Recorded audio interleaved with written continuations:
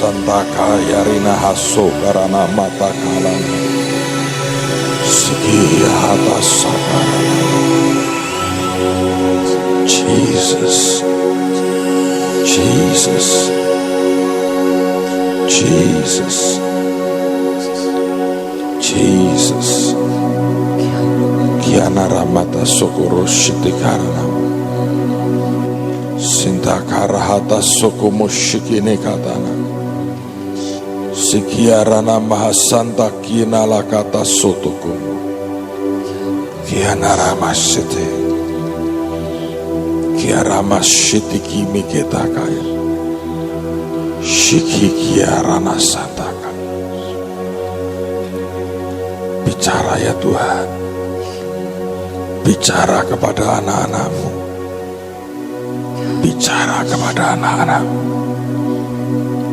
bicara kepada anak-anak. Terima kasih Tuhan, terima kasih Tuhan, terima kasih Tuhan Yesus, terima kasih Tuhan, terima kasih Tuhan, terima kasih Tuhan. Roh hikmat, wahyu dan pengertian turun hari ini. Terima kasih Tuhan. Proteksi-Mu ada pada kami Tuhan. Bungkus dengan darah Yesus. Pagari dengan malaikat-Mu Tuhan. Shikia Ramata Syukur Shinikiri. Terima kasih Tuhan. Di dalam nama Tuhan Yesus. Dan semua kita berkata, amin, amin, amin. Saudara, tiap tubuh Tuhan punya sebuah ciri, punya sebuah panggilan yang unik di hadapan Tuhan. Dan keunikan itu, kalau kita pelajari, itu merupakan cara Tuhan bergerak di tengah-tengah kita. Dan dengan cara yang unik itulah sebetulnya Tuhan memakai kita untuk menggenapkan semua rancangannya atas kehidupan kita atau lewat kehidupan kita. Selama bertahun-tahun sejak saya melayani Tuhan, kemanapun saya pergi, maka saya menjumpai sebuah stigma atau sebuah tanda atau sebuah ciri yang orang itu tunjuk buat kota ini. Kemanapun saya pergi, orang berkata bahwa ini kota tempat tinggalnya orang-orang yang kikir, orang-orang yang pura-pura miskin, orang-orang yang tidak pernah berani berinvestasi. Lalu orang membandingkan kota ini dengan kota-kota lain, dan kalau dipikir-pikir, kelihatannya ada benarnya. Satu hari ada seorang hamba Tuhan ngomong kepada saya, dia berkata betapa seorang teman hamba Tuhan di kota ini pernah mengeluh dengan dia. Dia berkata, aku ini tinggal di kota yang kikir. Dan dia berkata, jemaatku juga kikir. Saudara, entah bagaimana, pernyataan itu mengganggu hati saya. Dan saya berkata, Tuhan, kenapa ada kota yang kikir dan ada kota yang murah hati? Kenapa ada kota yang orangnya pura-pura miskin dan kenapa ada kota yang orangnya benar-benar miskin? Itu sesuatu yang mengganggu hati saya sebetulnya. Sampai kemudian Tuhan sendiri yang memerintahkan kami untuk memulai gereja ini. Hampir 21 tahun yang lalu. Dan di awal saya pernah cerita bahwa saya mengatakan, Tuhan, saya nggak bisa jadi pendeta. Saya tidak pernah merasa punya calling, panggilan, dan kemampuan karunia untuk jadi seorang gembala yang baik. Tapi Tuhan berkata, aku punya rencana, nak. Dan entah dengan segala macam cara yang jelas satu hari kemudian, saya nurut dan saya mentaati apa yang Tuhan perintahkan, walaupun di awal dengan sangat terpaksa. Saudara, dan akhirnya dalam perkembangan kami mengalami akan banyak hal yang ajaib, di samping banyak hal juga yang kurang sedap. Tapi itulah manusia, dalam kehidupan kita tidak pernah datar. Selalu ada banyak variasi kehidupan yang mewarnai kehidupan kita. Dan kalau kita sikapi dengan benar, maka ujungnya akan luar biasa. Saudara, sampai kemudian Tuhan menjanjikan saya sesuatu. Ini yang saya mau cerita lagi supaya Anda mengerti. Saya masih ingat itu tahun 91. Jadi kita belum setahun bergereja pada waktu itu. Dan saya masih ingat pagi itu saya berdoa dan saya merasakan Tuhan hadir sangat kuat dalam kamar di mana saya berdoa pada waktu itu. Lalu kemudian Tuhan bertanya kepada saya. Dia bertanya, "Nak, umur berapa Yusuf mendapatkan mimpi?"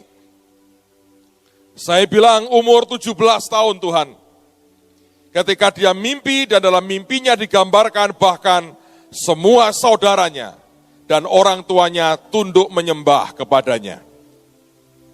Lalu kemudian Tuhan bertanya, di usia berapa sebetulnya Yusuf itu mendapatkan kenyataan janji daripada mimpinya. Saya bilang ketika dia berusia 30 tahun. Lalu kemudian Tuhan tanya, jadi berapa tahun Yusuf harus menunggu? Saya berkata, 13 tahun Tuhan, dia harus menantikan itu. Lalu kemudian Tuhan tanya kepada saya, engkau ini dan kelompokmu lahir baru, aku lahirkan tahun berapa? Saya bilang, Maret tahun 79. Ketika kami mengalami kelahiran baru, ada kegerakan pelajar, dan disitulah saya bertobat, saya terima Yesus, dan saya mengalami lahir baru. Lalu kemudian Tuhan berkata, kalau tahun depan, tahun berapa? Saya bilang, tentu Tuhan, tahun depan, tahun 92. Dan dia tanya, berarti tahun depan berapa tahun kelompokmu ini sudah ada? Saya ngitung, lalu saya berkata, 13 tahun Tuhan. Lalu kemudian dia berkata begini, Maret tahun depan, aku akan beri kamu sesuatu yang besar. Saudara, pada waktu itu kita, gereja ini sewa tempat yang kecil. Dan jemaat memang belum banyak. Lalu kemudian Tuhan berkata, Maret tahun depan, aku beri kamu sesuatu yang besar. Saya kejar, saya bilang, apa Tuhan? Dan tidak ada jawaban. Sungguh-sungguh dia tidak berkata apapun, saya kejar dan tidak ada jawaban. Lalu kemudian saya berkata begini dengan Tuhan, Tuhan, seandainya aku harus memilih, apakah itu hal yang besar adalah perkara rohani atau perkara jasmani? Kalau aku boleh memilih, biarkan aku memilih hal-hal yang rohani dan bukan hal-hal yang jasmani. Saya nggak tahu apakah karena permintaan itulah kemudian kami mengalami sesuatu, atau memang sebuah kebodohan yang dilakukan. Apa yang kemudian terjadi, saudara? Pada waktu itu saya ngomong sama istri saya dan dia berkata, apa yang besar? Ya saya nggak tahu. Dia bilang, jangan cerita orang-orang ya. Kalau benar orang berkata kamu bernubuat dengan hebat. Kalau salah orang berkata, lu yang buat-buat. Karena nggak terjadi apa-apa. Tapi saya itu ngomong ke beberapa orang. Dan semua berkata apa? Saya berkata enggak tahu. Dan semua mengatakan yang sama. Mereka berkata jangan cerita ke orang-orang. Saya mencoba belajar mentaati itu, saudara. Lalu masuk tahun 92. Awal 92 Januari tidak terjadi apa-apa. Masuk Februari 92 tidak terjadi apa-apa. Mulai masuk Maret tidak terjadi apa-apa. Dan pada waktu itu genap setahun gereja, dan keadaannya tidak terlalu baik sebetulnya. Suatu hari kami habis doa pagi jam 5, lalu ada teman berkata, ada tempat mau dijual ini. Bagaimana kalau kita coba tanya, siapa tahu kita bisa membeli buat gereja. Dalam keadaan tidak punya uang sama sekali, dan jumlah jemaat kira-kira 150 orang. Dan ternyata setelah dikontak yang punya, saya tanya di mana? Itu di Pondok Hasanuddin. Ada tempat bekas roller skate, tempat diskotik dijual.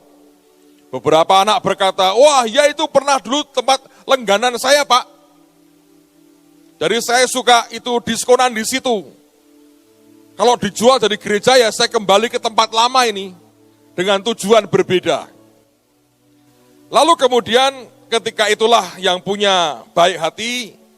Dan kemudian kita diberi harga yang menurut saya murah. Tapi harga murah atau mahal itu relatif. Kalau harga 10.000 Anda nggak punya duit tetap itu mahal saudara. Ya toh?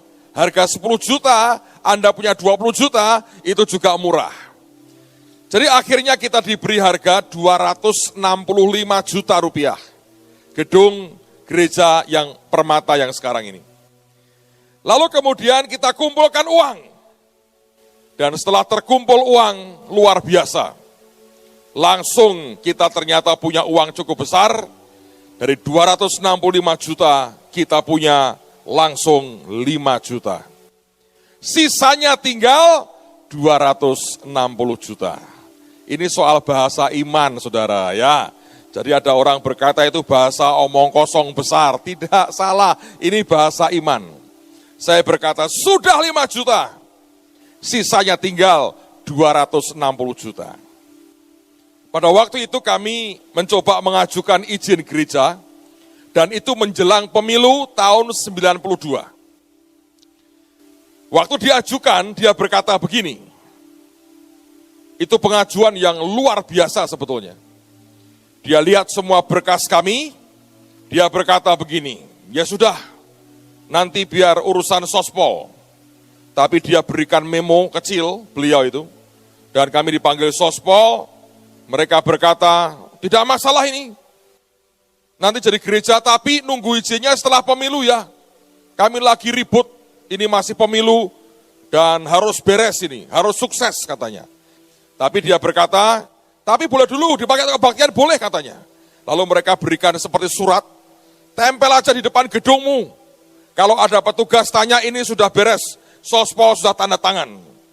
Lalu kemudian kami dapatkan itu, tapi masalahnya kita nggak punya duit. Yang 260 bagaimana? Saudara, yang namanya orang itu ya, kelemahannya itu terlalu banyak. Kita melihat penyertaan Tuhan dari gedung yang diberikan, itu persis akhir Maret, tanda tangan. Dan Tuhan berkata kepada saya, aku sudah bilang kan, akhir Maret 92, aku beri kamu sesuatu yang besar. Di zaman itu saudara, gedung itu waktu pertama kali kami masuk, wah kita berkata, gede banget. Sekarang ya, lumayan.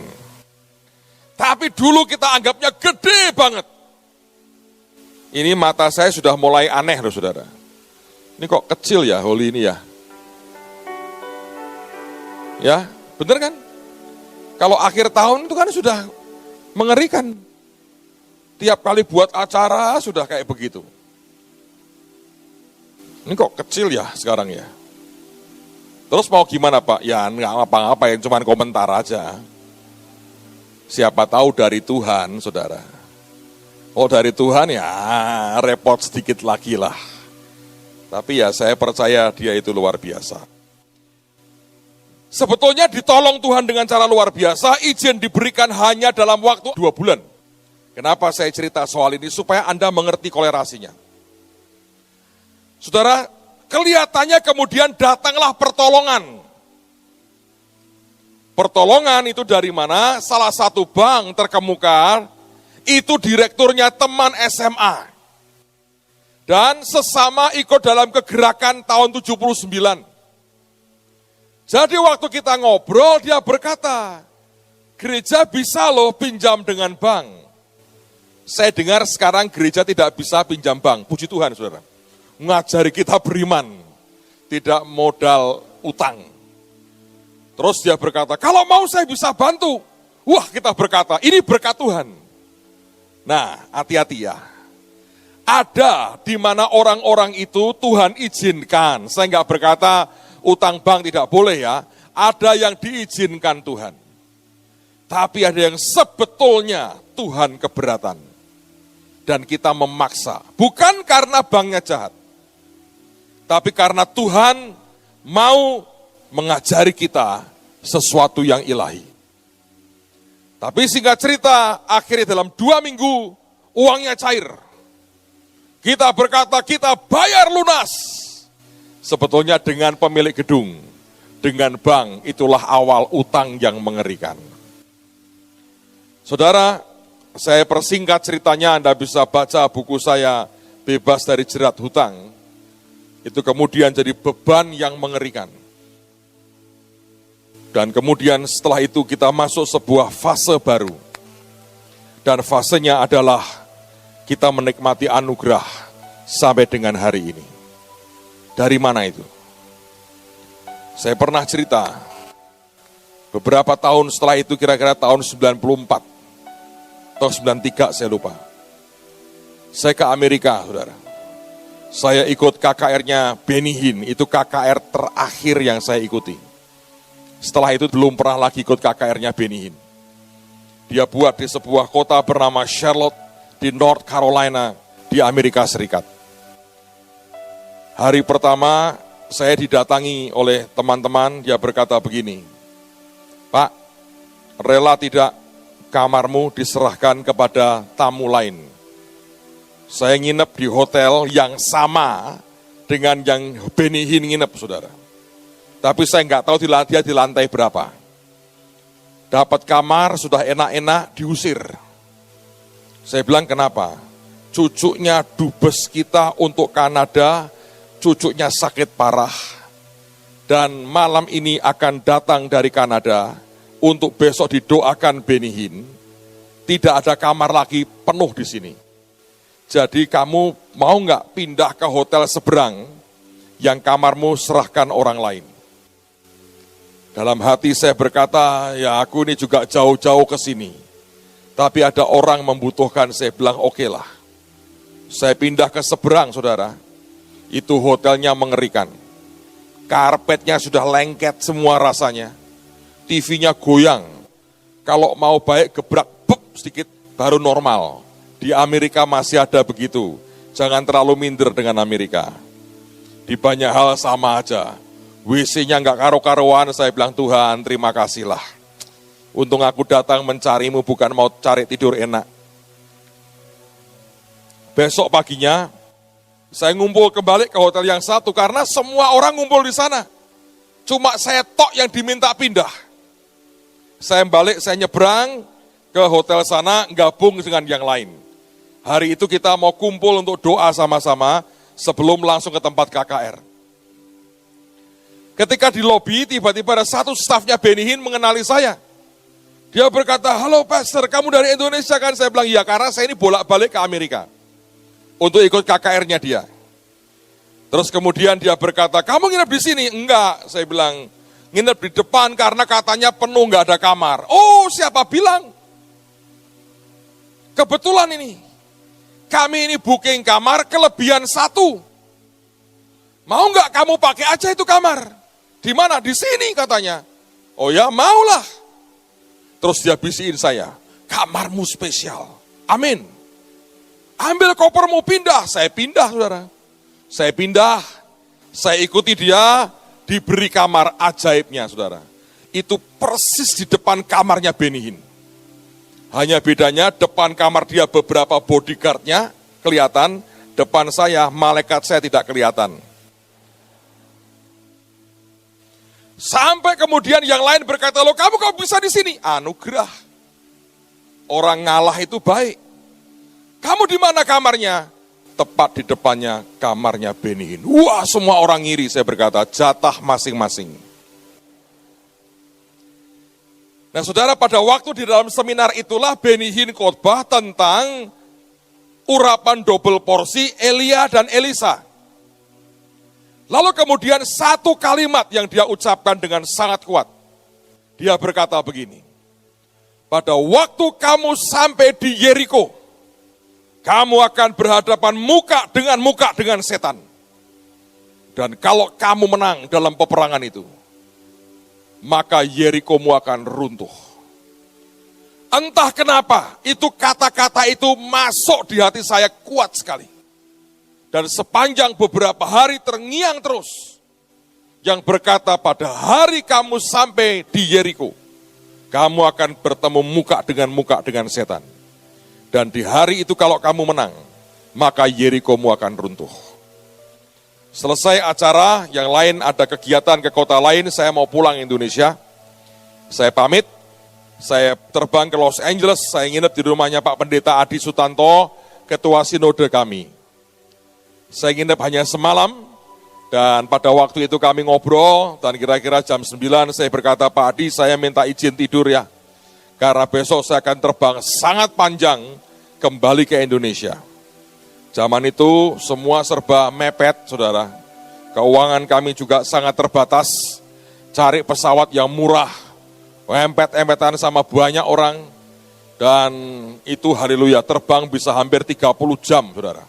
Karena lewat sini, lewat situ, lewat sini, lewat situ, sampai Semarang itu kira-kira 30 jam, saya masih ingat itu. Nah malam itu saya tidur, saudara. Dan Tuhan memberi saya mimpi. Dan ternyata itu bukan impian biasa. Tapi itulah hari di mana saya tiba di Yeriko saya. Dan ternyata itu Tuhan memang menggenapi perkataannya. Saya pernah cerita itu, di mimpi itu saya lagi pegang gelas seperti ini loh. Saya lagi minum, saudara. Saya lagi minum dalam sebuah ruangan. Dan tiba-tiba saya merasa kok ada orang di belakang saya. Anda kalau berdiri ya, kalau ada orang mendekatmu walaupun nggak lihat, kan bisa kerasa nih. Ada orang ini. Saya juga sama. Lagi pegang gelas, mau minum, saya kerasa begini. Ini kok ada orang ya di belakangku ya. Saya noleh, saudara.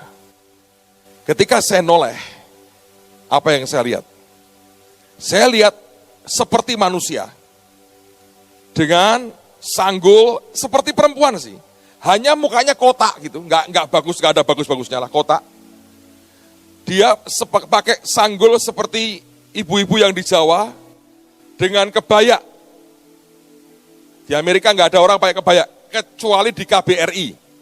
Kalau Hari Kartini pakai kebaya. Tapi kalau orang Amerika nggak ada pakai kebaya. Pakai sanggul seperti ibu-ibu di Jawa begini. Hanya ini mata hijau semua. Kayak hijau lumut, saudara. Nggak ada putihnya. Dingin, beku kayak mayat. Senyum juga tidak. Cuma menteleng gini. Saya begitu lagi minum, lihat model kayak begitu, kaget saya. Sampai itu air hampir tumpah.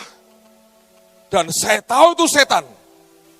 Tapi terlalu kaget, nengking pun tak bisa. Yang saya bisa buat, saya cuma tunjuk begini. Saya tunjuk, tidak ngomong apa-apa nih saudara. Itulah refleks yang keluar. Saya tunjuk begini, dia mundur 2 langkah. Dia mundur, saya senang, saya bilang, kalah sama aku nih. Saya tunjuk lagi begini. Bukan karena telunjuk saya hebat loh, bukan. Jadi saya tunjuk begitu, dia nggak begini, saudara, mundur. Pinteran teman saya ini. Dia mundur itu bisa ngelewati tembok. Kayak lewat ya, plus lewat. Dan kemudian dia cuma kelihatan di jendela gitu. Dan pada waktu saya teriak, dalam nama baru ngomong itu. Belum ngomong Yesus, dia kabur pergi. Dia pergi, saya kebangun. Itu hadirat jahatnya. Masih kerasa. Terus saya doa, saya tinggal tidur lagi. Besok paginya saya bangun, saya tanya dengan Pak Adi, Pak, pernah ketemu setan tidak? Dia bilang, sekian puluh tahun ikut Yesus, dan jadi pendeta belum pernah saya lihat setan. Terus saya bilang, ada apa? Terus saya cerita mimpi saya. Dia bilang, apa mungkin anak saya diberi teman jimat atau benda-benda tertentu? Saya bilang, enggak. Ini berkaitan dengan saya, Pak. Kok tahu? Dari pakaiannya saya tahu, itu kaitan dengan saya. Terus apa akibatnya? Nggak tahu, saya bilang. Nanti sampai Indonesia, saya akan tahu. Kemenangan saya tadi malam berakibat apa. Saudara, Anda boleh percaya, boleh tidak, tapi saya orang yang mengalami dan saya gembala di tempat ini. Begitu saya pulang, masih dalam bulan yang sama, ada sesuatu yang berubah. Tiba-tiba berkat keuangan gereja itu, terjadi terobosan yang begitu besar. Dan kalau Anda perhatikan, sampai dengan hari ini, Tuhan memberkati dengan cara yang luar biasa.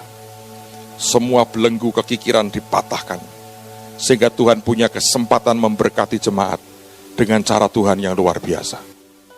Peristiwa itu membuat saya sadar betapa pentingnya buat kita yang namanya peperangan rohani. Saya tidak bisa memaksa orang lain mengikutinya. Tapi faktanya, kenyataannya Tuhan bawa kita sampai dengan hari ini. Karena akibat dari sebuah kemenangan yang tuntas dalam peperangan itu. Saya tidak cari-cari setan. Dia datangi saya. Dan dengan nama Tuhan ditaklukkan. Dan dengan kemenangan itu, terobosan terjadi. Karena itulah saya mengajak saudara hari ini, berdoa, sungguh-sungguh kita akan perangi. Kita akan luaskan kekuasaan kita. Kita akan perluas teritorial kita. Kita ambil yang belum kita dapatkan. Karena saya percaya Tuhan memberikan jatah besar kepada kita. Saya percaya akan tiba waktunya. Dan sudah mulai tiba waktunya. Kekayaan bangsa-bangsa akan dialirkan kepada kita. Dengan cara Tuhan. Dengan cara Tuhan. Dan hari ini saya mau ajak kita doa itu. Kita perangi, kita patahkan semua kekuatan. Sekarang saya mau ajak Anda melihat Daniel pasal yang ke-10. Daniel pasal 10, yaitu pada ayat yang pertama. Kalau Anda membaca seluruhnya, Anda akan mengerti bagaimana Gabriel ini berhadapan dengan penguasa atau roh dari kerajaan Persia yang menghalanginya selama 21 hari. Dan kemudian Mikael membantu dalam peperangan. Anda baca menarik sekali.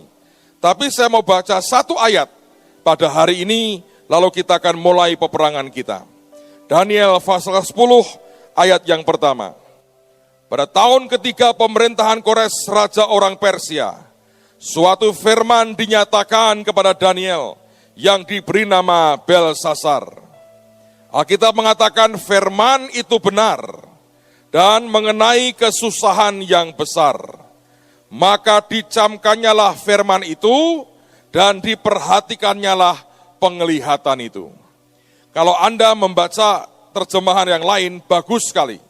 Dan saya mau tunjukkan akan kalimat yang digunakan, menarik sekali. Dikatakan, and the thing was true. Dan perkataan firman itu ternyata benar, but the time appointed. Tapi waktu yang ditetapkan was long, ternyata panjang. Saudara, Alkitab mengatakan kita akan menang, kita akan mendapatkan akan buahnya oleh karena ada namanya iman dan kesabaran. Nah, kesabaran artinya antara apa yang Tuhan janjikan dengan kenyataannya itu membutuhkan waktu. Nah, berapa lamanya tidak pernah jelas. Karena waktu di tangan Tuhan, saudara. Jadi antara firman diucapkan dengan realisasi janji itu, ada satu faktor, saya ulang lagi. Dan faktor itu adalah faktor waktu. Karenanya Alkitab mengatakan, firman itu benar, tetapi waktu yang ditetapkan itu ternyata panjang. Nah, gap waktu inilah yang seringkali dimanfaatkan setan. Buat apa? Untuk memperdaya kita. Untuk membuat kita hilang kesabaran. Nah, beberapa orang bermimpi aneh sekali dan mimpinya sama. Dia melihat di mana-mana gereja Tuhan, anak-anak Tuhan dibuat resah, dibuat marah, dibuat gelisah.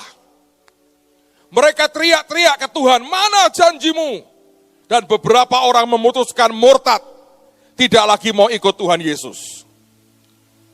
Kenapa? Karena kesabarannya dibuat habis. Nah, rupanya ada dua spirit yang sedang kerja. Yang pertama adalah roh yang mencuri iman kita. Seperti burung yang makan benih firman yang ditabur di pinggir jalan. Rupanya ini bekerja dengan sangat hebat. Menggoyahkan iman banyak orang percaya. Dengan segala macam perkataan, mencoba meragukan, mempertanyakan akan janji Tuhan. Dan beberapa orang kemakan loh. Terus terang saya nggak tahu siapa, ada orang pernah SMS saya. Dan berkata begini, Pak, katanya Tuhan berkata, 2 orang berkumpul, maka aku akan hadir. Saya sudah berdoa Pak bertahun-tahun. Mana kenyataannya? Saya nggak pernah ketemu Tuhan. Apa ini ya Pak ya? Janji Tuhan sudah expired. Itu orang pahit toh. Apa jawaban paling bagus kalau begitu? Delete, saudara. Mau diapain? Karena sudah pahit. Jadi tolong dong Pak, harusnya. Ya harusnya. Tapi kalau Anda sudah mencium sebuah aroma kepahitan, susah diajak bicara lagi. Sudah terlalu berani dengan Tuhan. Lalu buat apa? Tapi itu artinya dia kena dengan umpannya setan. Padahal sebetulnya percayalah, Tuhan itu mengatur jauh lebih baik dari yang kita pikirkan. Saudara, ada orang bersaksi, kalau Anda dengarkan KKR saya di Demak, Anda pernah dengar cerita ini pasti. Beliau ini pemimpin pujian, tapi dia juga seorang pengusaha. Dia berkata begini, suatu hari, baru-baru saja tasnya dia itu hilang, diambil orang. Isinya iPad terbaru dan dompet. Yang pet-pet itu memang agak berbahaya itu. Kalau nggak ada isinya, jadi mepet kehidupan kita. So dia bilang 2 petnya hilang, iPad dan dompet. Ya iPad dia sedih, pasti tidak ada orang kehilangan iPad bersuka cita. Tapi dompet itu lagi, semua kartu kreditnya, KTP-nya, SIM-nya, semua nggak ada. Dan uangnya pasti diambil, dan itu repot buat dia. Dia belajar bersyukur. Seringkali kita menghadapi hal seperti itu, kita malah marah. Dan kita berkata, mana pembelaan Tuhan? Katanya Tuhan berkemah, malaikatnya berkemah di sekitar kita. Mana nggak ada buktinya? Kita ini seringkali begitu gampang diprovokasi setan, sehingga iman kita goyah.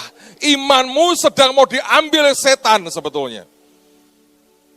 Supaya engkau tidak pernah sampai kapanpun mendapatkan penggenapan janji Tuhan.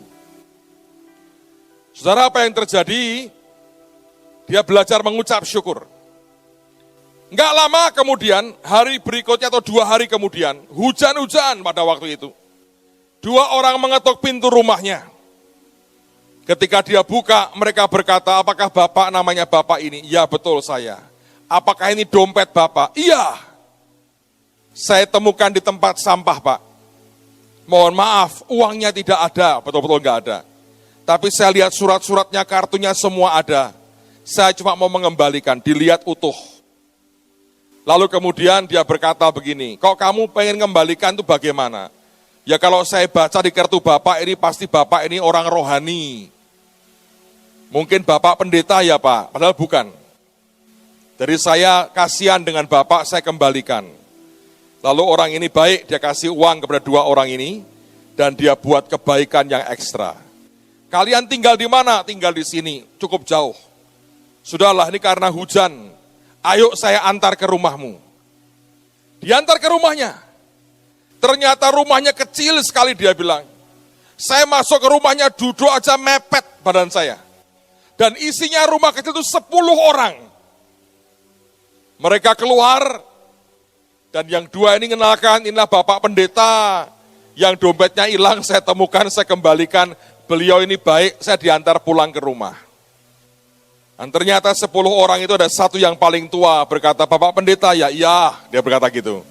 Pak, tolonglah berikan kami siraman rohani, padahal bukan orang Kristen. Lalu dia khotbah tentang Yesus. Selesai khotbah soal Yesus, semua berkata, Pak, saya mau ikut Yesus kalau begitu. Hari itu 10 orang di satu rumah terima Tuhan Yesus. Saya nggak berkata bahwa Tuhan Yesus membuat iPad dan dompet hilang, saudara. Tapi percayalah hidup kita ini dalam kendali Tuhan. Di dalam tangan Tuhan. Apapun dalam izin Tuhan. Dan Tuhan kendalikan semuanya sempurna. Kapan waktunya Tuhan yang kendalikan semuanya. Jadi kalau kita bisa menangkap ini, mari saya berkata jangan gampang ditipu setan. Dia sedang mencoba untuk merampas akan iman kita, dan bukan hanya itu rupanya, ada roh kedua yang kerja, yaitu memberikan beban berat, tekanan dalam kehidupan kita, lewat segala yang bisa dipakai untuk menekan kita. Dan disitulah saya berkata kalau dua-duanya engkau izinkan masuk dan tidak diperangi, maka akan korban banyak di antara umat Tuhan. Seringkali dengan gampang oleh karena faktor keuangan, atau hanya karena masalah ekonomi, orang bisa dengan gampang membuang akan imannya dan membuang akan keselamatannya. Dan mulai berkata, sudahlah nggak usah pakai Tuhan-Tuhanan segala. Toh hidupku tidak ada perubahan. Saudara, jangan pernah biarkan setan memperdaya kita. Karena itu saya mau berkata hari ini kita memberikan kebebasan kepada roh Tuhan untuk pimpin kita, dan kita bergerak, kita patahkan, kita hancurkan semua kekuatan musuh. Saya percaya dengan iman akan terjadi sesuatu atas kehidupan kita.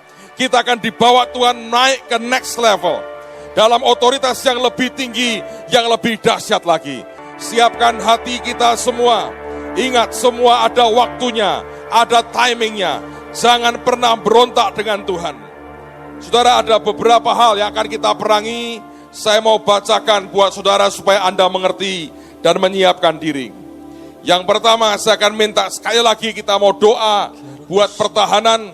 Kita akan minta proteksi Tuhan. Kita minta akan kekuatan Tuhan. Kemudian ada beberapa yang kita harus perangi. Yang pertama, spirit yang memberikan beban berat.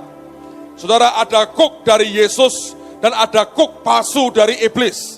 Semua beban tuduhan yang bukan dari Tuhan harus dipatahkan. Kalau kita bisa datang ke Tuhan dengan hati yang lega, akan berbeda sekali. Kedua adalah roh kebekuan yang mencoba memadamkan api cintanya Tuhan dari kehidupan kita. Ketika roh pemberontakan dan perpecahan, ini merusak begitu banyak hal. Mencoba seringkali mengoyak jala Tuhan, bahkan mengoyak akan tubuh Tuhan.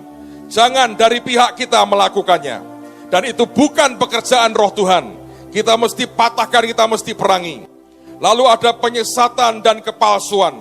Kelihatannya baik, tapi menarik orang kepada hal yang salah. Menyesatkan orang dengan begitu banyak hal. Dan banyak yang palsu. Yang kelima, kita patahkan ketamaan. Selama kita masih tamak, berat buat Tuhan untuk memberkati kita. Ada spirit yang terus akan memberikan akan dorongan buat kita untuk tamak dan tidak pernah bersyukur. Kita patahkan juga bencana dan wabah penyakit. Kita patahkan roh kemarahan. Kita patahkan roh hawa nafsu. Kita patahkan roh antikris. Kita patahkan juga roh kebangkrutan dan kebebalan. Dan terakhir saya akan tutup dan kita akan patahkan roh itu. Saya percaya ini waktunya Tuhan berikan kemenangan yang luar biasa. Amen. Mari semua bahasa roh yang kuat. Kiara syata karabata karabata. Kiara hasukuru sekere mata karabata karabata. Kiara hasukuru masa karana mata kusekara mata.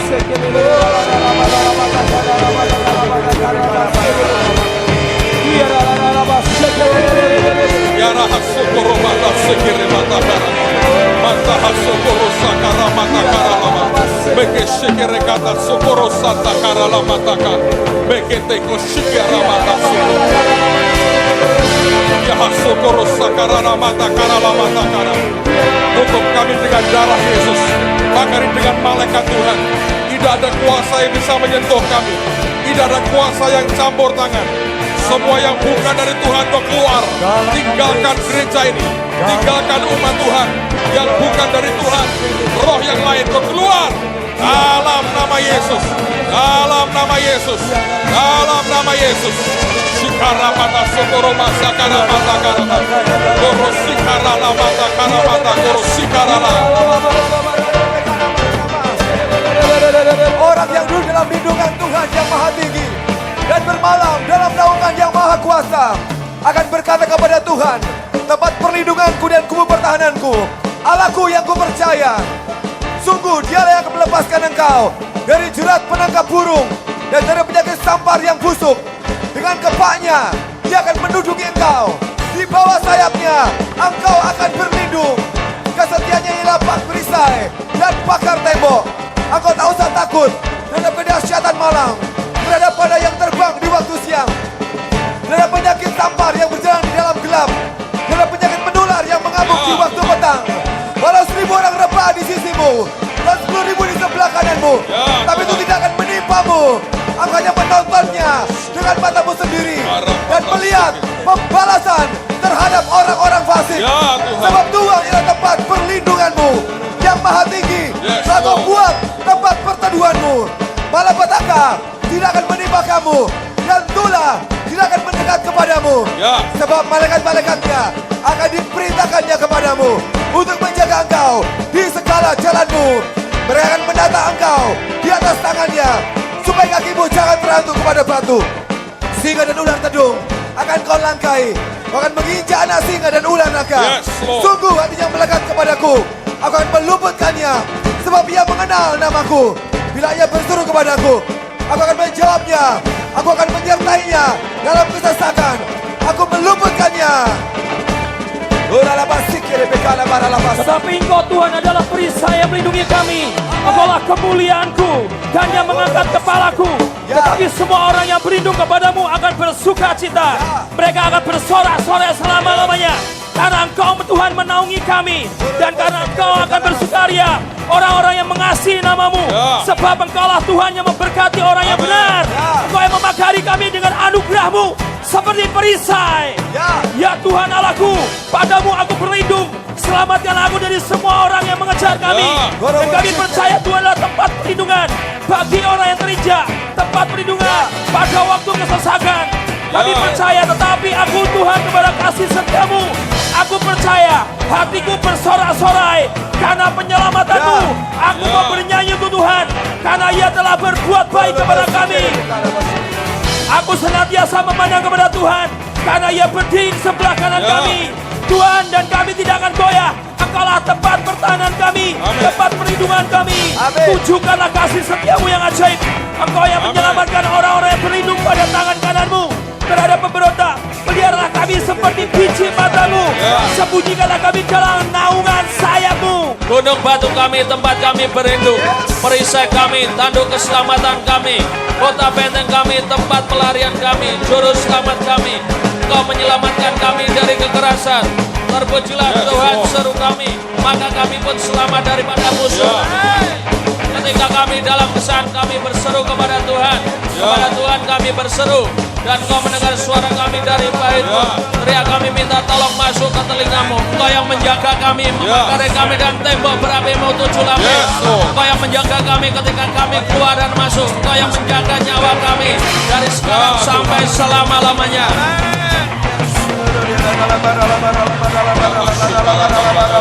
Siapkan peperangan. Shofar 7 kali ditiup dan kita akan mulai perangi dan kita akan taklukkan dengan kuat hari ini. Semua angkat tangan, semua berbahasa roh. Ya Rabbasika.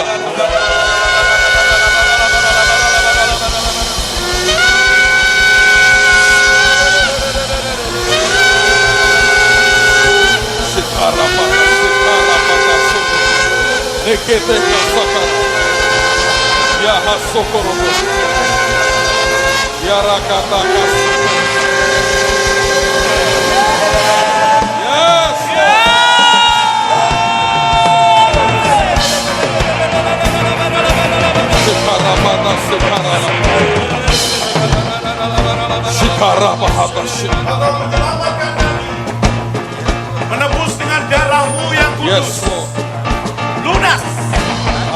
tidak untuk tujuan membebani kami.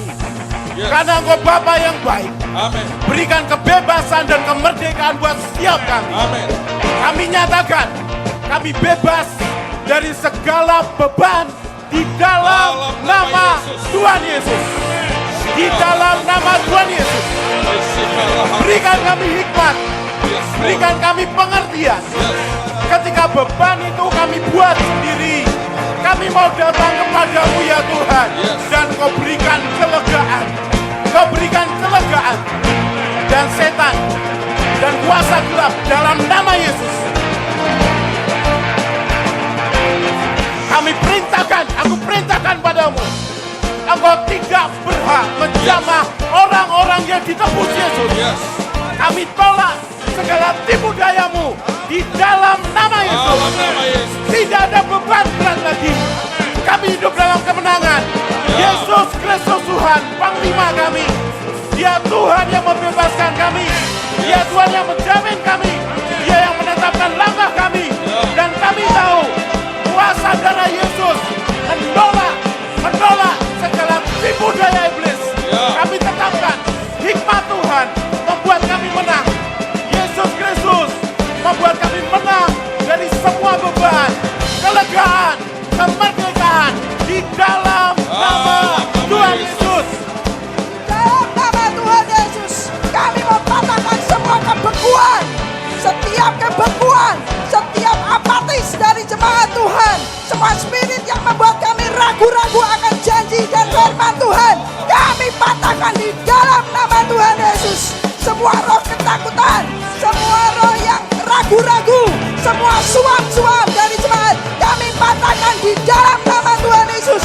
Tidak ada lagi belenggu kebekuan atas jemaat Tuhan. Yang ada adalah kemerdekaan, yang ada adalah kebebasan, ada cinta kepada Tuhan di dalam nama Tuhan Yesus.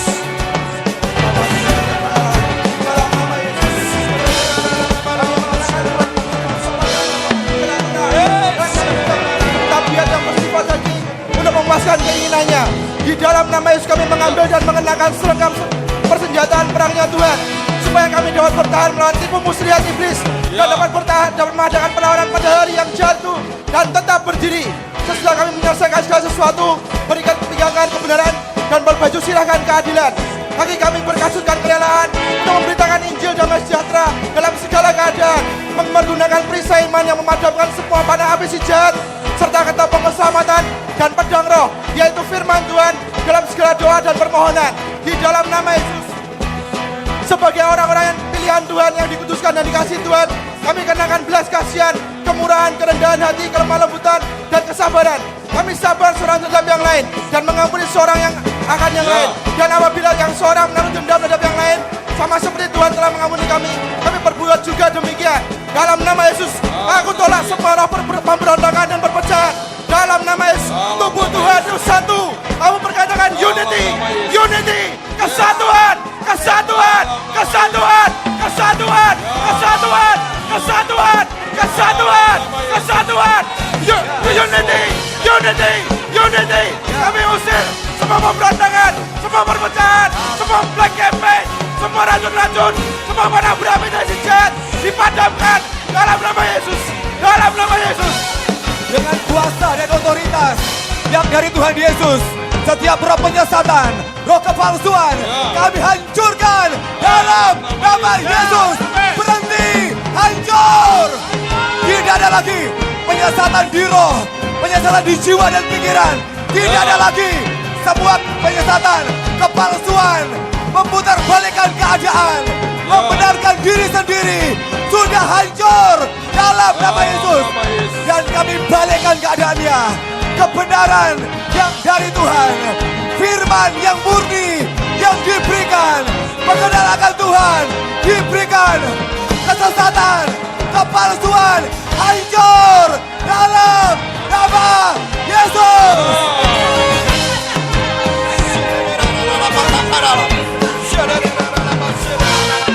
Di dalam nama Yesus, kami hancurkan semua roh cinta akan dunia ini. Semua roh cinta uang, semua roh mencintai diri sendiri hancur di dalam nama Yesus.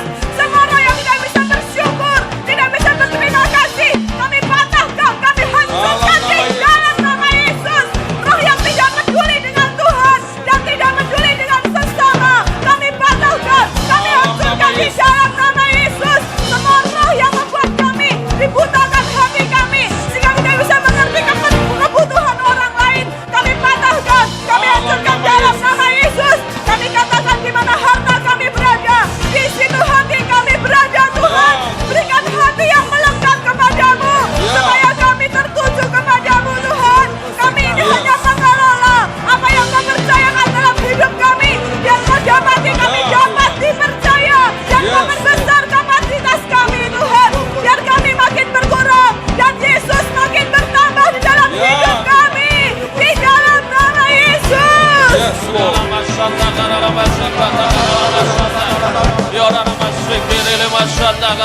kuasa.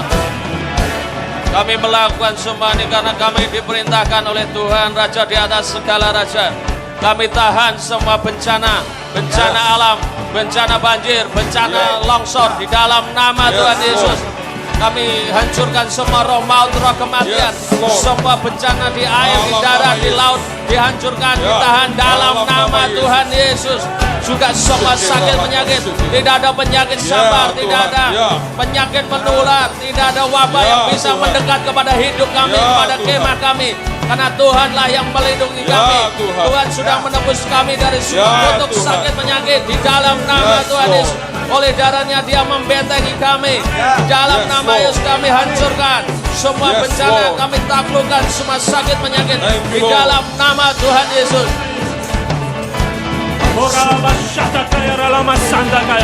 Kami hancurkan dan kami pukul mundur semua kemarahan, semua emosi yang akan menghancurkan, kemarahan yang menghancurkan dan membunuh. Hari ini kami pukul mundur dalam nama Yesus. Kami hancurkan keakar-akarnya dan kami berikan cinta dari Tuhan. Dalam nama Yesus, semua cinta dari Tuhan kami turunkan hari ini. Kami minta kasih-Mu Tuhan yang menghancurkan semua kemarahan, semua kecemburuan. Dalam nama Yesus hari ini Engkau selesai. Engkau selesai. Engkau selesai. Engkau selesai. Engkau selesai. Engkau selesai.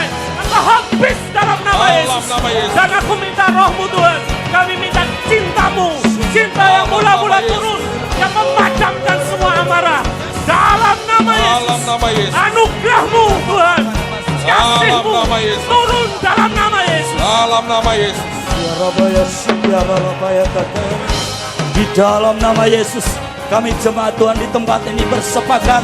Kami sehati di dalam nama Yesus. Kami hancurkan semua roh hawa nafsu, semua keinginan daging, keinginan mata serta keangkuhan hidup. Kami hancurkan di dalam nama Yesus. Semua hawa nafsu dari dunia ini kami dorong, kami kebaskan dari setiap kami. Kami buang, kami injak-injak di dalam nama Yesus. Selama ini yang menempel di jubah kami, selama ini yang menempel di dalam pekerjaan, keluarga, pelayanan, semua studi kami kebaskan, kami hancurkan di dalam nama Yesus. Semua yang menempel di gereja tempat ini juga, semua roh hawa nafsu dunia kami hancurkan di dalam nama Yesus. Di dalam nama Yesus kami katakan biar semua itu diganti dengan cinta akan Tuhan, cinta gelora, cinta akan Tuhan, mengingini Tuhan lebih dari segalanya. Di dalam nama Yesus, biarlah semua kami dorong mundur semua yang selama ini menguasai jemaat Tuhan, hawa nafsu yang menguasai jemaat Tuhan, yang merasa tidak, yang merasa kurang. Di dalam nama Yesus, di dalam nama Yesus kami hancurkan, kami patahkan dengan api yang dari Tuhan. Kami bakar habis dengan api kekudusan yang dari Tuhan. Di dalam nama Yesus, di dalam nama Yesus, Kau yang mentahirkan setiap kami umat-Mu, Kau yang mentahirkan setiap kami gereja Tuhan. Di dalam nama Yesus, di dalam nama Yesus, semua hawa nafsu dihancurkan. Di dalam nama Tuhan Yesus. Amin.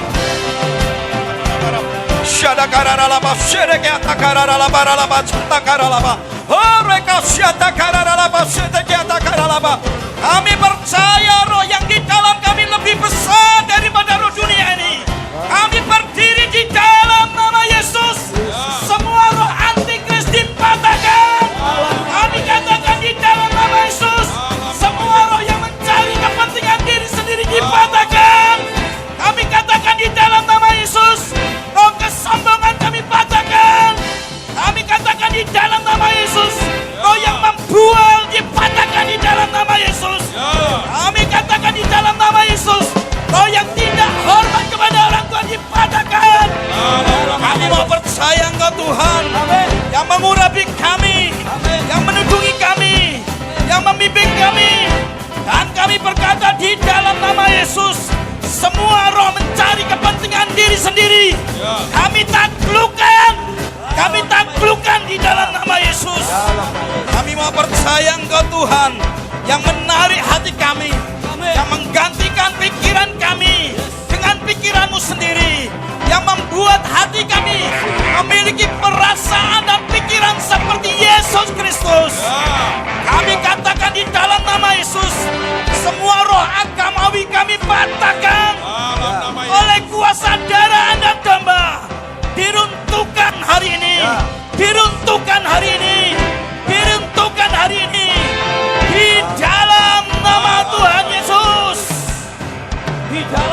Yesus, semua roh kebangkrutan kami patahkan di dalam nama Yesus. Kami perkatakan kehidupan, kami perkatakan kehidupan yang mati dihidupkan kembali. Tidak ada kebangkrutan. Kami patahkan semua kebangkrutan di dalam nama Yesus. Semua orang kebebalan, semua orang apatis, semua orang yang tidak percaya, semua orang yang tidak mau mengerti, di dalam nama Yesus kami perintahkan kau keluar, kau menyingkir di dalam nama Yesus. Kami percaya Tuhan, berkat Tuhan yang menjadikan kami kaya, susah payah tidak menambahnya. Kami percaya berkat-Mu yang turun, berkat-Mu yang turun di dalam nama Yesus. Tuhan yang membukakan bagi kami perbendaharaan dari langit yang melimpah. Langit terbuka, kami percaya langit terbuka buat setiap kami. Tuhan yang memberikan hujan pada kami, dan kami percaya di dalam nama Yesus semua kebangkrutan selesai, selesai, selesai, tuntas, selesai. Tidak ada kebebalan, selesai di dalam nama Tuhan Yesus. Engkau tidak ada hak atas hidup orang-orang percaya. Bagian kami adalah anak dari Raja di atas segala raja. Maka kami ikat kuasa-Mu sekarang dalam nama Yesus. Tahun depan yang dimasuki bukan tahun-Mu, tapi tahun di mana umat Tuhan ditinggikan. Gunung Sion melebihi semua gunung yang lain. Tahun di mana tahun kami menikmati kelimpahan dari Tuhan. Hidup kami tidak dipengaruhi oleh-Mu dan tidak dikendalikan oleh Engkau. Hidup kami dikendalikan oleh pernyataan Tuhan dan kehendak-Nya. Nyingkir dalam nama Yesus. Nyingkir dari hidup kami. Di nama Tuhan Yesus. Terikat dan kami buang ke jurang maut. Dalam nama Yesus. Sekarang.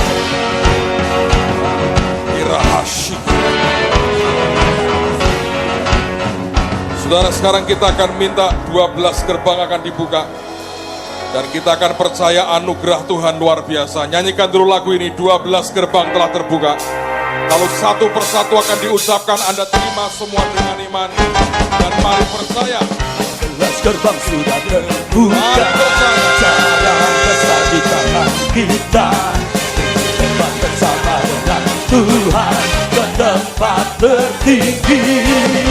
Duduk memerintah bersama Raja di dalam kekekalan. Jaminan sampai akhir dengan Tuhan. Masa puncak kejayaan, perkenanan kelimpahan, persatuan keselamatan penuhi seluruh bumi. Masa puncak pengemasan, keajaiban kemenangan, penuaian lawatan telah datang. 12 gerbang sudah terbuka. Jalan besar di tangan kita. Bersama dengan Tuhan ke tempat tertinggi. Duduk memerintah bersama Raja di dalam kekekalan. Jaminan sampai akhir dengan Tuhan. Masa puncak kejayaan, kelimpahan, persatuan keselamatan penuhi seluruh bumi. Masa puncak keemasan, keajaiban kemenangan, penuaian lawatan telah datang. Hanya musik saja. Semua terima, biar terbuka sekarang.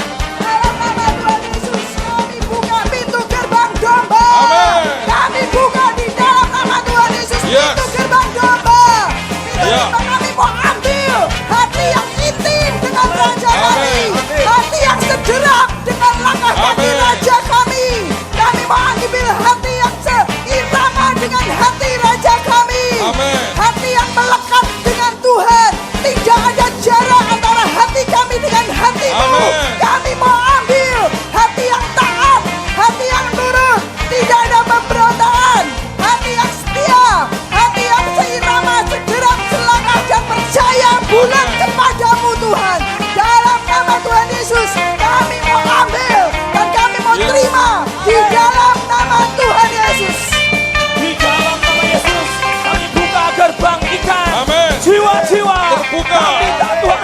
terbuka jiwa-jiwa di dalam nama Yesus.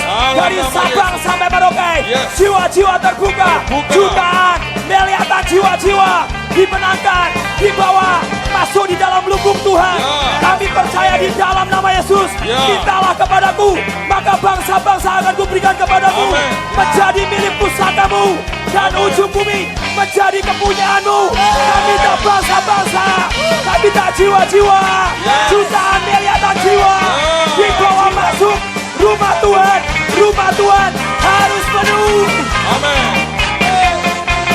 Dalam nama Yesus, dengan mandat dan otoritas yang Tuhan beri, aku buka pintu gerbang lama di dalam nama Yesus. Aku terima warisan. Terbuka Tuhan, gerbang lama terbuka. Usaha jasmani terbuka dalam nama Yesus. Terbuka warisan harta karun dan benda yang dari Salomo turun dalam hidup setiap kami Tuhan. Di dalam nama Yesus, warisan perlengkapan senjata rohani turun dalam hidup kami. Keiniman dengan Tuhan turun dalam hidup kami. Dan di dalam nama Yesus, hati untuk jiwa-jiwa Tuhan, hati untuk jiwa-jiwa untuk jadi penua akhir zaman, penua yang tidak pernah capai, penua yang unstoppable. Kami terima untuk menyelesaikan sampai garis akhir di dalam nama Yesus. Dalam kuasa di bumi dan di surga sudah diserahkan pada kami anak-anak Allah dalam nama Yesus. Dan kami buka gerbang menara perapian. Amin. Dalam nama Yesus. Terbuka. Terbuka. Dalam nama Terbuka. Yesus. Terbuka. Maka mulai hari ini setiap kami jemaatmu, kerinduan akan Engkau akan semakin berkobar. Mencari akan Engkau, berharap kepadamu, mengingini Engkau lebih dari apapun. Passion kepadamu ditetapkan hari ini menjadi bagian dari umatmu. Dan kami masuki kekudusan Tuhan, kekudusan pemurnian Tuhan, membuat kami dekat kepadamu. Ditetapkan kami maju dan tidak akan mundur lagi. Kami berharap pada Tuhan lebih dari apapun, dekat dan tidak pernah dipisahkan lagi. Di dalam nama Tuhan Yesus. Kami katakan di dalam nama Yesus, gerbang lembah terbuka, gerbang hina ini terbuka, yang membuat setiap kami menerima hati seperti Abraham yang mau mengatakan Tuhan adalah Raja, Tuhan adalah Adonai. Kami katakan di dalam nama Yesus, kami menerima hati kelekatan seperti Daud yang rela meninggikan Tuhan di atas segala Tuhan. Kami mau percaya akan hati, jiwa, roh, dan perasaan yang dimiliki oleh Yesus sendiri. Diimpartasikan dalam hidup kita di dalam nama Yesus. Rela mengosongkan diri dan hanya diisi oleh Roh Kudus saja di dalam nama Tuhan Yesus. Di dalam nama Tuhan Yesus kami katakan gerbang sampah terbuka Tuhan. Tahun ini semua yang selama ini kami kerjakan gagal Tuhan, tahun ini akan berhasil. Kami katakan apa yang sepertinya sampah selama ini justru membawa kebaikan bagi hidup kami. Menjadi semua yang baik Tuhan. Engkau yang memperbaiki semua yang salah selama ini di masa lalu kami. Tahun ini Tuhan menjadi emas-emas yang dari Tuhan, menjadi keberhasilan yang dari Tuhan. Di dalam nama Yesus, Engkau yang mempromosi kami tahun ini Tuhan. Memberi ide-ide yang baru, kreativitas yang baru. Berikan kami punya iman untuk kami percaya setiap kutuk jadi berkat tahun ini Tuhan. Kami terima di dalam nama Tuhan Yesus. Dengan otoritas dan kuasa yang Tuhan berikan, kami buka pintu gerbang mata air. Terbuka dalam nama Tuhan Yesus. Kami dipenuhi dengan roh Tuhan, roh hikmat dan wahyu dan pengertian, roh keperkasaan, roh pengenalan dan takut akan Tuhan. Kami penuh dengan firman Tuhan. Kami tidak hidup dalam kebenaran diri sendiri. Kami hidup dalam kebenaran Tuhan. Firman Tuhan ada dalam hidup kami. Kami diberi hati yang taat untuk melakukan firman Tuhan sampai tuntas. Ya. Kehidupan Tuhan ada di dalam kami, mengalir di Dalam dalam nama keluarga kami, di dalam ekonomi kami, di dalam pelayanan kami, di dalam semua bidang kehidupan kami. Ada kehidupan ilahi yang membuat semua yang kami kerjakan bertumbuh dan berkembang. Di dalam nama Tuhan Yesus, kami memadamkan semua panah berapi si jahat. Di dalam nama Tuhan Yesus, Tuhan roh kehidupan ada di dalam kami. Di dalam nama Tuhan Yesus. Dalam nama Yesus. Mari semua angkat tanganmu di dalam nama Yesus. Kami buka sekarang pintu gerbang, pintu masuk rumah Imam Besar Eliasib. Yes. Di dalam nama Yesus, kami katakan terbuka. Karena Imam Besar kami, Yesus Kristus Tuhan, Engkau yang mencurahkan berkat keimaman, turun buat kami umat-Mu Tuhan. Di dalam nama Yesus, berkat kekudusan, berkat pentahiran, berkat penebusan, berkat pemulihan. Di dalam nama Yesus, tidak ada yang tertahan, tidak ada yang tertahan.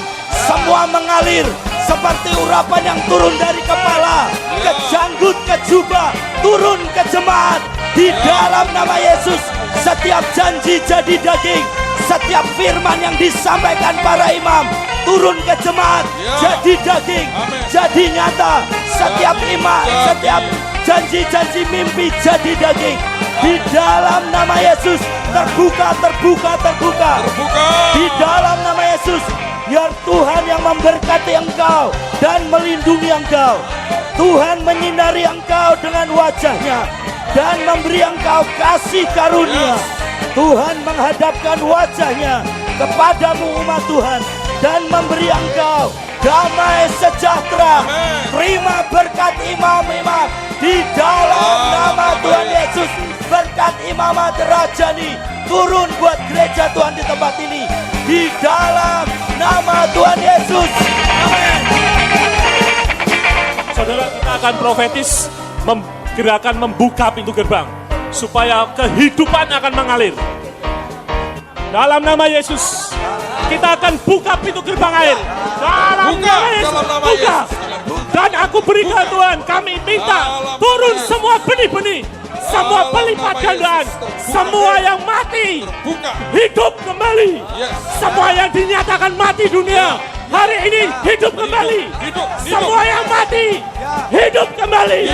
Di dalam nama Yesus, semua yang dinyatakan mati hidup kembali. Di dalam nama Yesus, semua kuasa pelipat gandaan turun hari ini. Semua pelipat gandaan turun hari ini. Di dalam nama Yesus, di dalam nama Yesus, jadi. Gerbang kuda terbuka. Gerbang kuda terbuka. Kegerakan terjadi dari tempat ini. Kegerakan terjadi dari tempat ini.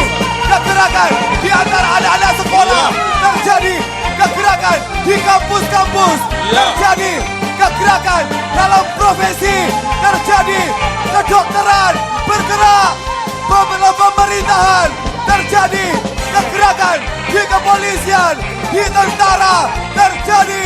Kegerakan di pemerintahan terjadi. Dalam nama Yesus, kami minta keagungan Tuhan dinyatakan juga terbuka dalam nama Yesus. Di Indonesia, keagungan dinyatakan di setiap gereja, setiap tempat tahta Tuhan dibangun. Kami bawa kegerakan dari Indonesia terus bergerak ke 5 benua, Asia, Afrika, Eropa, Australia, Amerika, menyapu seluruh dunia di dalam nama Yesus. Dan karpet merah tergelar dari Indonesia sampai ke Yerusalem. Jadi Dan dalam nama Tuhan Yesus, dengan kunci Daud kami buka gerbang mandat. Dalam nama Tuhan Yesus, kami terima mandat dan otoritas dari Tuhan untuk kami selesaikan tugas sampai garis akhir. Dan hari ini dengan mandat yang Tuhan beri, kami berkata kepada jiwa-jiwa, datang dalam nama Yesus. Kami berkata kepada semua kekayaan yang dibutuhkan, Tuhanmu memerlukanmu. Datang dalam nama Yesus. Terbuka gerbang mandat buat kami. Dan dalam nama Tuhan Yesus, dengan pintu, dengan kunci Daud kami buka gerbang timur. Terbuka. Kami adalah umat yang akan menyambut Yesus datang yang kedua kali. Kami terima jaminan pengangkatan dari Tuhan. Jaminan selesaikan tugas sampai garis akhir. Mari semua angkat tangan di hadapan Tuhan. Kami bawa semuanya Tuhan masuk kepada kerajaan-Mu. Jadi Tuhan. Amin. Jadi Tuhan. Jadi Tuhan. Tetap Kau selubungi kami dengan darah-Mu. Yesus. Keluarga kami, pelayanan kami, jemaat. Amin. Semua harta yang Tuhan percayakan. Ya Tuhan. Tidak ada serangan balik dari si jahat. Ya. Proteksi Tuhan ajaib. Dalam nama Yesus. Kami tahu tidak ada kemarahan, pemberontakan dengan Engkau lagi. Dalam nama Yesus. Yang ada kemanisan Tuhan yang dialirkan. Di dalam nama Tuhan Yesus.